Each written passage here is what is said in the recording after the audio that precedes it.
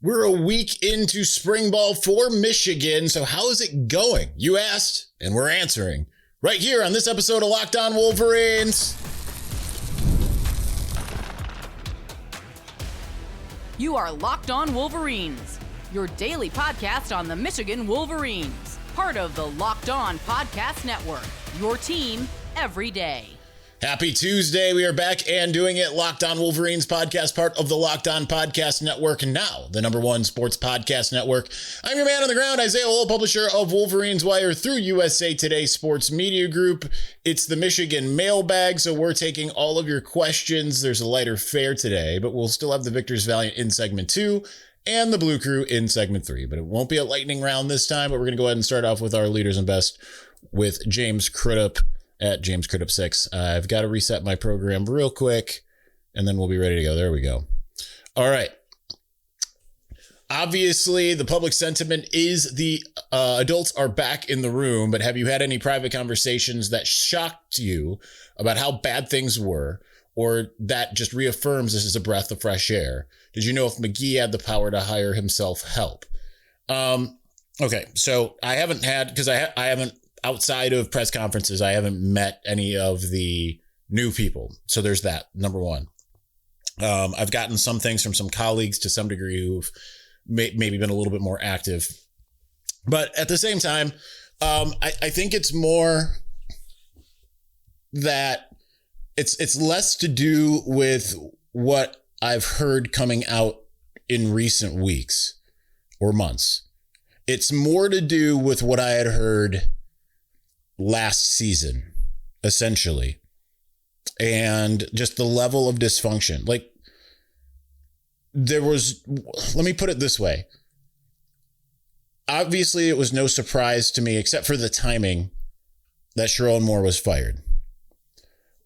All the stuff that happened afterwards, when I was getting messages from people saying, hey, hearing, because I had two different people tell me like he was on the run from police were looking for him, all that stuff. I wasn't surprised by that.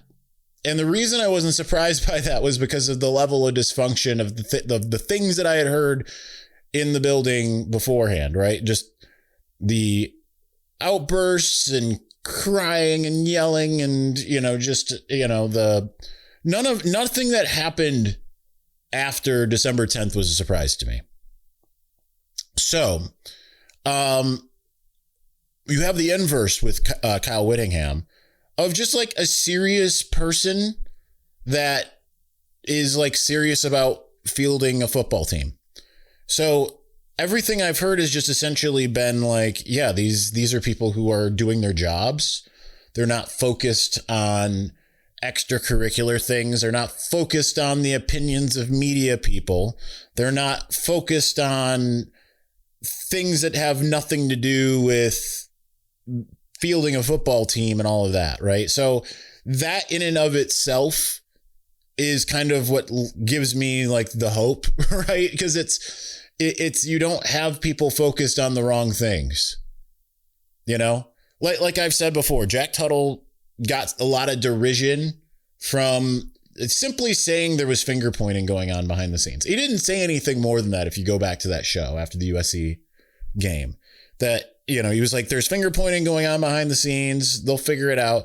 I had heard more privately from multiple people than what he had said publicly, but like he got all kinds of like derision and hate. I had people DMing me hate for Jack, and he wasn't wrong. So it's more that I look at what's going on now and say, okay, they're not that. And that in and of itself is a positive development. Let me put it that way. Josh Barr at Jadicke, is the format of the spring game going to be any different than under previous staffs? I don't know that yet. I don't know that they've either announced or decided exactly what it's going to look like as of yet. So not to be short, but I will say that I hope it's not a draft. Just for the sake of like, it's just so much easier for me and probably for you too, to see what, more of what they've got. if you whether it's ones versus twos or ones versus ones and twos versus twos, like I would rather see what they've got rather than kind of split it all up, because then it's like you can't really evaluate an offensive line when you've got that. Like we talked about this last week, but when you're doing the draft, people can look at the offensive line and say that's bad, even though 4 are doing their jobs, because you can have someone who's probably not going to play, at least not for another year or 2 or 3, be in over their head against what ends up being an elite edge rusher or interior lineman. And before long, you're like, oh, wow, okay, that doesn't look good. Well, of course it didn't look good. They were bullying like the weakest link in the chain. So, and that's just not how it works in college football, or football at any level, really. So I'd like to see it be more of a ones versus twos personally, or ones versus ones and twos versus twos would be fine by me as well. My brother in metal, Michael Wolf at MWolf21. Do you think Bryce will get more control of the offense this year? Seemed like last year there was no option to change the play at the line. I do. I think that's part of what, number one, just kind of, progressing and maturing through a scheme, it's not the scheme necessarily, but just like the system of college football. It's going to award you some of those things. Plus, I think that you're going, and we'll find out more today. We're talking to Jason Beck today, but I think you'll see, he had plenty of RPOs. I just think that he'll get more guidance on how to run those, and that they'll trust him with more of those as well. I think you're going to see him definitely have a bit more of a menu to work with. I just think that the last staff just, and we'll address this more in segment 2. I just think that the last staff just, I understand you want to bring along a freshman slowly, but you still, like, if you've got a fast car, drive the fast car. Like, take your, the first like couple games of the season can be your, warming your tires up, making sure everything's working out, right? And then after that, you race the race. And I don't feel like they did that. All right, finishing us out in segment 1 is Spencer Whitmore. Which non-coach staff hire are you most excited about? It's hard for me to say because, there will be people that will sit there and look at any of the hires and be like, oh, incredible. Like, people were praising the Dave Peliquin hire before they knew anything about him.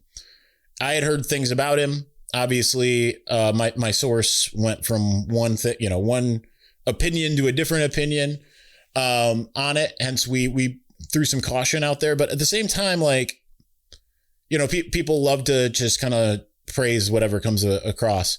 And it's too early for me to really say anything of anyone, whether it's Peliquin, the dude they just hired from the New York Giants, who'd been there for a couple decades, whether it's Natalia Hilton, who just got hired to be the director of football operations. It's hard for me to really say. So with that, I'm going to demur and say Ron Bellamy, because I think that Ron Bellamy will be in a role that he can absolutely destroy in the best possible way. So that would be that, because for everyone else, I don't know. We won't know for a little while, right? For all you Ward haters, for instance, I would venture to guess most of you were very excited when he got hired. It was like after Dave Brandon, and I understand we had a little bit of an interim there with Jim Hackett. But, it was like, oh, man, this dude's done incredible things at UConn. Like, yeah, finally, and it's, you have to see how they do the job before I can really put an opinion to it. I know it's who am I most excited about. If it was just like pure, like what, the potential of, I mean, it would probably be Peliquin. So, yeah, that's it. All right, we've got plenty more to come about. I don't really know why I'm talking like that, but anyway, we've got more. Let's get to the rest of your questions here in just a moment. But before we do, what if sports were traded like markets? Now you can put your sports IQ to work in real time with Robinhood prediction markets. It's not you against the house. It's you participating in a live market. You can buy or sell your positions live all game long. Use your sports knowledge in moments that matter. Robinhood prediction markets changes the game. It's people moving the action, so when the momentum shifts, you can move with it. I always knew the game, but never had a dynamic way to apply that knowledge. Now I can actually take part live in a market powered by people. You're no longer just a spectator. Play by play, you decide. Trade every play with Robinhood, now available across the U.S. Download the Robinhood app now to begin. Futures and cleared swaps trading involves significant risk and is not appropriate for everyone. Event contracts are offered by Robinhood Derivatives, LLC, a registered futures commission merchant and swap firm. All right, we've got more coming about. I'm not even reading boat books. What is this about? All right, got more coming up, but before we do. Workplace chaos, deadline stacking up, inbox overflowing, and the one position you have to fill still sitting open. When the pressure's on and you need the right hire, this is a job for Sponsor Jobs. Indeed, Sponsor Jobs helps you reach the people who actually fit what you're looking for, skills, experience, location, so you're not just hoping the right candidate stumbles across your post. And here's the stat that says it all. In the minute that I have been talking to you, companies like yours made 27 hires on Indeed, according to Indeed data worldwide. So if you're hiring, spend less time searching and more time interviewing candidates who check all your boxes with Indeed Sponsored Jobs. And listeners of this show will get a $75 sponsored job credit to help get your job the premium status it deserves at Indeed.com/podcast. Just go to Indeed.com/podcast right now and support our show by saying you heard about Indeed on this podcast. Indeed.com/podcast. Need to hire? This is a job for Indeed Sponsored Jobs.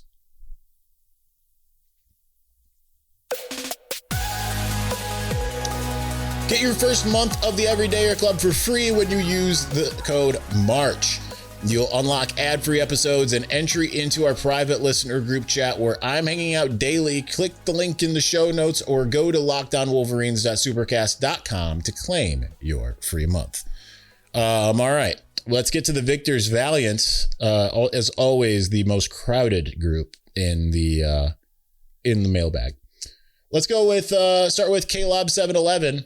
What are the things Michigan basketball has to do to win it all? I see perimeter defense and being able to take on physical play and not back down as the two biggest things, but curious to know what you think. God bless. I would start there. I would add in taking care of the basketball and continuing to do the things that they have tended to do, which kind of falls into part of the physical play category, right? Because they've been very good at rebounding most games. But every now and again, another team comes along and they're getting the offensive rebounds, they're getting the defensive rebounds, and they're relatively even. Michigan is obviously, like any team would be, at its best when it is out rebounding the other team. But sometimes, like, that's not even enough. You see other teams also, be benefactors of getting turnovers. And so you just got to limit those types of things. Right? Like, you've got to be able to be good on the glass. You've got to be able to limit the turnovers, because a lot of the times when it's like, man, this is a game right now, you usually look and you see like, okay, Michigan basketball is shooting 60%. The other team's shooting 40%, but the other team had 10 more chances in the first half and kept it close. And then Michigan went, they couldn't stifle the run as much in the second half, and then it ends up continuing to be a game, right? Like, that's how that tends to go. So I think that ultimately they just have to do the things that they tend to do well, but don't always do well. But like, this next game, perimeter defense is going to be the most important thing. And, just taking advantage of things like you've seen a few games here and there where they stop being unselfish and you start seeing, a full team of Roddy Gales charging into the lane with three defenders there yelling Kobe, and before long you're like, oh gee, how did the other team go on a 11-0 run? Well, it's probably because they weren't sharing the basketball and trying to get those open looks. Just saying, maybe. Josh D at Bets 91. How much of the new offense do you think we will see in the spring game, and who do you think will be QB2? Eventually, Braden Fowler-Nicolosi, when he arrives in the summer, will be QB2, I would venture to say. I think right now it might actually be Tommy Carr based off of what Kyle Whittingham said. But as far as like how much of the new offense we'll see, I think we'll see it on display, right? It's a completely different offense. Are we going to see the whole thing? I mean, no, you're never going to, but you'll see a pretty representative version, because like, unlike what happened last year with Chip Lindsey, like we looked at it and said, this is going to be good, because this is a guy outside, he's coming in to maximize what this, group can do, only for Sherrone Moore to essentially, kneecap it and say, we do what we do. And I can only imagine, I know how frustrating that can be, because like, I remember talking to a previous offensive coordinator about what Jim Harbaugh used to do. And it was often just very like, this doesn't fit, but all right, so that's that. If you're in the Everydayer Club, you want to know more what I'm talking about, ask the question once. Don't like 10 people tag me and ask the same question. Just ask me once, somebody, if you want to know what I'm talking about there. Great Bambino X at Classes of Cloud X would love to hear your thoughts on the personnel department. How do you think it'll be different / improved with the new faces? Again, it's too early to tell. I can say this though, like, what's impressive to me thus far is it does feel like it's NIL forward. It's built for the current modern era, and it does so in multiple ways. Like the fan hire from USC is like, it's a forward thinking, because like, I couldn't tell you a lot about a lot of other schools and what they do or like where they excel, but I could have told you before Michigan hired her that USC was killing it when it came to the in-person visits. So to steal her away, like, that's probably like one of like 10 things that I would know, like, make me, and that was probably the number one thing I would have known off the top of my head, because it's kind of hard to not notice, just how well USC was doing in-person recruiting. So I think that is a good place to go. Yeah, that's really all I got. I'm not the one at William Cawthorne 9. Is March Roddy a real thing? Didn't have his greatest game this last one with only 3 points, but I mean, he certainly is. I think it's hard to say that is it a real thing, because even though he's kind of come alive from the Big Ten tournament forward, in part, I think that's out of necessity without LJ Kaysen. But hey, he's risen to the occasion for the most part. So kudos to him there. Why is it that you get better at football by playing football a thing when it clearly seemed like Bryce regressed last year? I think that it's you have to look at the long arc. It's not just every game, right? Like, you can't look at it and say, well, he was pretty good in week 1, and then by week 12, like, you have to look at the entire arc of the career, because if you're doing that, like, players that like Channing Goodwin was also not better by the end of the year than he was at the beginning of the year, for instance, right? It's not about looking at it in terms of how they progress or track over a year. It's over the long arc of a career. So you get better at football by playing football, in part because you know what it takes. You know what it's like to face weaker opponents, stronger opponents, right? Like Bryce balling out against New Mexico in week 1 is going to look a lot different than him playing against Ohio State in week 14, 13, whatever it is, however many bye weeks there are. So, you can't look at just the course of 1 year. You have to look at how they progress over the arc of an entire career.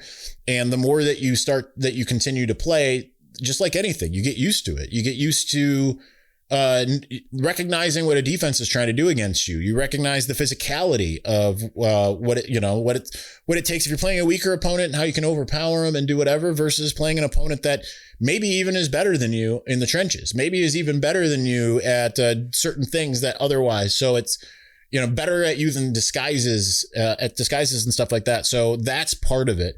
And it's just, it's muscle memory, it's repetition, it's recognition, all of those types of things. Finally, how are you, my friend? Yes. And I'm good. Still fighting off. I'm like, ever since I had the migraine issue a couple weeks ago, a month ago almost, I've been just like in a fog, but I've been good. I've been reading a ton in my off time. Because, normally I'm a TV person. TV's been on just so I can have the screensaver on and see the time and stuff. But I've been reading with what free time I've had, so that's been awesome. So yeah, really big into the fantasy / sci-fi world. Red Rising. I just read Red Rising. I'm obsessed with that series now. I'm obsessed with it. If that's like a sci-fi book. Game of Thrones meets The Hunger Games, I think is the best way. Maybe with a little Dune thrown in. That's what I would say it is. Highly recommend. Perry Mitchell at Perry Mitchell 08. Do you see Owusu Boateng starting this year, even if he starts the season as a backup? Yeah, I do. He says, or just playing heavy in the rotation. I think that ultimately, yeah, it's hard for me to say if he's going to be the starter right away, because it could be Nate Staling and Troy Bowles. But I think Owusu Boateng, yes, I think by the end of the year, he will be a starter. He seems like the most physically gifted of the linebackers. I would agree with that. And he looks like an absolute beast right now. Jacob Shavoria at Shavoria, why is the spring game at 2 p.m.? Beats me. I'm fine with it. Hey, it stays light out later. Might be because of just some festivities they have planned before and after or whatever. I'm not really sure. I know a lot of people like it at noon. I'm fine with it being at 2. I don't want to have to wake up super early for a spring game because remember, I have to be there a lot earlier to have a 45-minute drive to get in as it is. What's the difference between a March Madness team advance in person? What's the difference between a March Madness team advance in person scouting, watching their future opponents play while literally sitting in the crowd and Connor sending his mom to Purdue game? I mean, I will defer to check out my appearance on Crane and Cone. Should be linked in here somewhere. But check that out and listen to me talk to Tony Girdman about the NCAA, and you'll get the gist of it. Listen, all I gotta say is we all love the NCAA. We love them. There are betters. They know best. Adam _Casel. Utah fan said Kyle Whittingham wouldn't give any info. Are you surprised that he already said Bryce Underwood is QB1? Pretty obvious, but coaches use pressers for competition or competitive advantage. And named the top 4 wide receivers. Has he been more forthcoming than previous coaches? I'm not surprised because it's obvious, like you said. And I don't know who, I think maybe if Braden Fowler Nicolosi was around, maybe he plays that game. Maybe. But, I just don't, I think that it's more so that hey, he was recruited to be the number 1 quarterback. He was last year. Let's not play any games to try to do anything. So no, I'm not. But as far as the receivers, I think that's him saying that's where we are now. I don't think it's necessarily him saying that's what it's going to be. And I think that some of those positions could change depending on, right? You still got to earn it. You still got to keep it. But I don't think he's been necessarily any more forthcoming. I thought Jay Hill was more forthcoming. We'll see about Jason Beck today. But Kyle Whittingham really, to me, is less.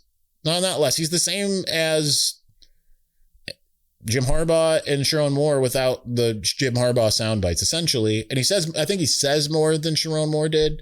Sharon had a really good way of speaking in circles. Jim did it as well, but it was different because Jim, you would ask him a question and he would just talk about whatever he wanted to talk about.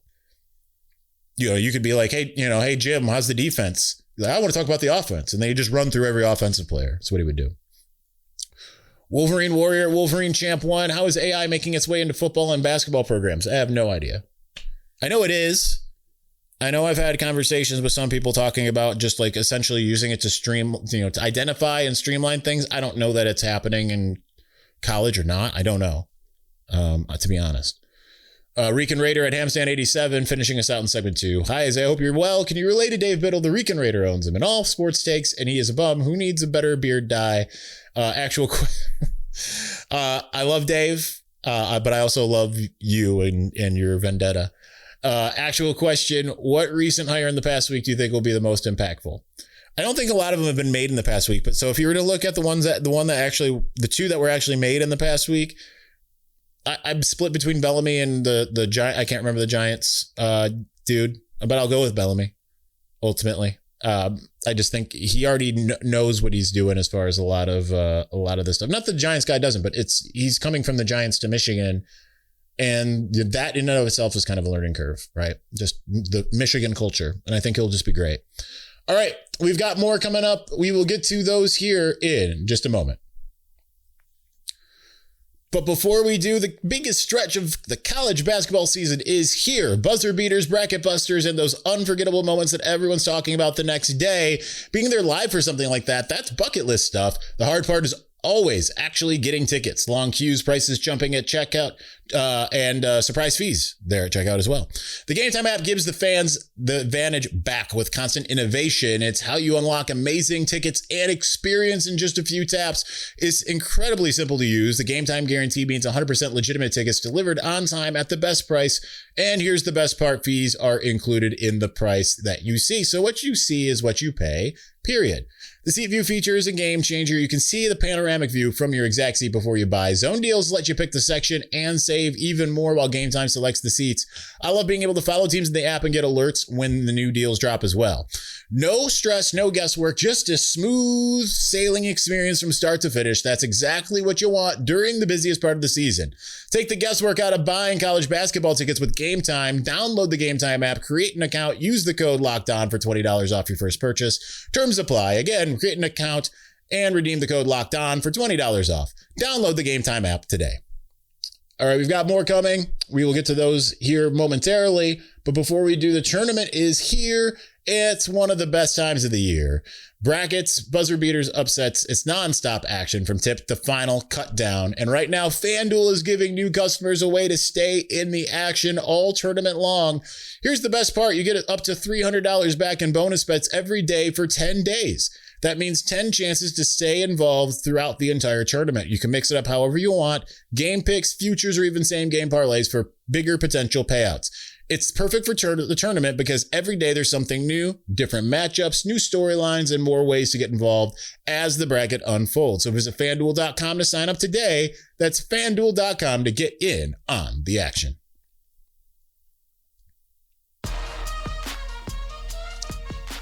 I am kind of amazed that we're still going to go 30 minutes. We had 21 questions. That should. I just saw less questions. Went more long-winded with it. I'm fine with that. 3 from Sam Vital, however. With a few exceptions, we as fans have had to suffer through not covering the spread against Group of 5 opponents. Does the possibility of blowing out UTEP or Western Michigan by 70 excite you, or do you see a downside to it? I mean, I don't necessarily see a downside to it unless you're just putting things on film that you otherwise wouldn't want to. I think it's fine if it's kind of like what you saw, like think of like 2021 against Northern Illinois, I think it was, or was that 22? That might have been 22, where it was just like they just like Blake Corum just rushing everywhere, right? Like breaking long runs and stuff like that. So no, I mean, as long as you stay healthy, all of that, like that's fine, right? Like I think it's a confidence builder. I think it's good to have those types of games, and it's why it's kind of sad that they haven't had them in a while. Josh Pate has floated the idea of making spring games actual exhibitions against other teams, which I would agree with. I love that idea. Who's a team you'd want to see Michigan play a spring exhibition against? I would want them to play, because I don't think you're going to see a Big Ten team do that. Part of me is make that kind of your Group of 5 game. I would say that. Yeah. Make that your I understand, and the next question is going to really, it's going to anger a lot of people, my answer to it, but it's consistent with where I've stood with. I would rather see less of the Group of 5. I'd rather see more of the Power 4 in general. So I would face off against like a regional, Eastern Michigan, so that it's like easy for both teams, fan bases to get to, is kind of how I would do that. Maybe you could branch out a little bit and go like Central, right? But like make it easy. That's what I would do. And then you could have your big blowout win, and then, you learn what you learn. Maybe start off with another Group of 5 team, and then from there it's go time. That's how I would look at it. So he continues, says, if you were in charge of scheduling next season's non-conference games, who would our 3 opponents be? Do you mean this season or next season? Because if it's next season, if you're talking about 2027, I know Texas is on it. I can't remember who else it is. I would have one of the non-conference be a group of 5 team. I would keep Texas, and I would add like LSU, because that's who I am. Because I want to see the big games. Michigan's never played LSU. I want to see it. And I understand you can sit there and say, well, you can see it in the playoff. I don't care. If you're not good enough to beat those teams in the regular season, the chances of you being able to beat those teams in the playoff are unlikely. So like if Michigan goes 11-1 this year, you know they're good enough to go and do everything, because they just beat a bunch of teams no one thought they could beat. That's how I look at it. SS Go Blue 25. What do you think about the new documents released that show Utah kicking Whittingham out, essentially paying him to coach Michigan? How long before they look and feel stupid? They probably look and feel stupid, I think, the moment that Whittingham emerges as a candidate, because they thought he was hanging him up. They thought he was just kind of past his prime, whatever. I mean, so part of it, I think, happened with Michigan showing interest. I think the other part happened when Whittingham raided the school for a lot of the coaches that they thought that they were going to keep. And I think the next part would happen if Michigan has success under Whittingham. So, yeah, that's it. Easton Owen, is Savion Hiter locked into RB2, or will there be any competition at all? There will be competition, but like Josh Henschke reported today that he essentially looks like RB1. Now, will he be RB1? No, certainly not. But like he already essentially looks that. So, yeah, I would say he's probably there. Finishing us out is Mark Zimmerman at Mark Z402. Is the spring game open to the public? If so, can you purchase tickets through the normal routes online? It's open to the public and I believe free. I mean, I'm assuming it's still free, but yeah, you should be able to. So don't pay unless Michigan announces, yeah, it's gonna be $10, but I believe it's free. I can appreciate your open statement of faith. I know you get a lot of kickback from that. Keep doing you. God bless. Well, I appreciate that very much. And God bless you as well. That's going to do it for us today. We will be back on Wednesday. Actually, we'll be back again today. Again, technology contingent, but the plan is to do a post Jason Beck show on the ride home. So we will talk to you then. Thanks for watching. Thanks for listening. Peace.